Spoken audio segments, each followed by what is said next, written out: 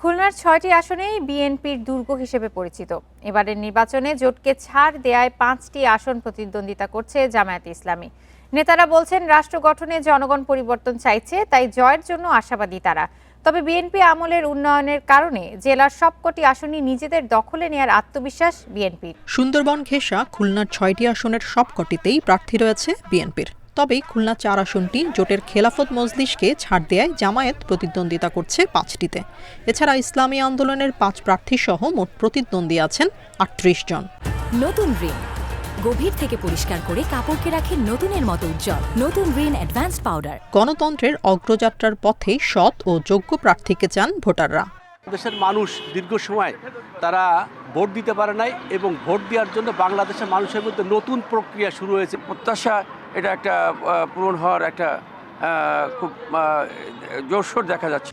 ২০০১ সালে বিএনপির সাথে জোট বেঁধে নির্বাচন করেছিল জামায়াত। ৩টি আসনে বিএনপি ও ২টিতে জামায়াত জিতেছিল। খুলনা ১ আসনটি পেয়েছিল বর্তমানে কার্যক্রম নিষিদ্ধ আওয়ামী লীগ।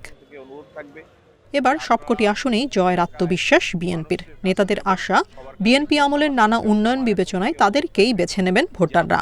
এখানে অন্য কোনো শক্ত প্রতিদ্বন্দ্বিতার কোনো সুযোগ নাই বলে আমি মনে করি।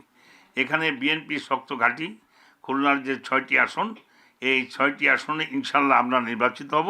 এবার এনসিপি সহ কয়েকটি দলের সঙ্গে জোট বেঁধেছে জামায়াত। নেতারা বলছেন, পরিবর্তন চাইছেন ভোটাররা। এই সরকার এককভাবে কিন্তু মানুষ এখন পর্যন্ত দেখে নাই। মানুষের এই প্রত্যাশাটা মানুষের মধ্যে এখন বেশি ফুটে উঠেছে। এই করে মানুষ এখন এই দিকে ভোট দেওয়ার জন্যে বেশি ঝুঁকে পড়েছে। নাগরিক সমাজ মনে করছে এবার ভোটের হিসাব হবে ভিন্ন। বিএনপি ও জামায়াতের মধ্যে কোন দল এগিয়ে থাকবে তা আগাম বলা কঠিন। যেহেতু একই জোট এখন পৃথক পৃথক প্রার্থী দিয়েছেন, সুতরাং সেই জোটের সমর্থন পেয়ে নির্বাচিত হওয়া, আবার সেই জোটের সাথে প্রতিদ্বন্দ্বিতা করা জোটের অন্য দলের প্রার্থীর সঙ্গে, ফলে সেই পূর্বের হিসাব এবার নাও মিলতে পারে। খুলনা জেলায় মোট ভোটার ২১,০১,৩৩৫ জন। Independent news.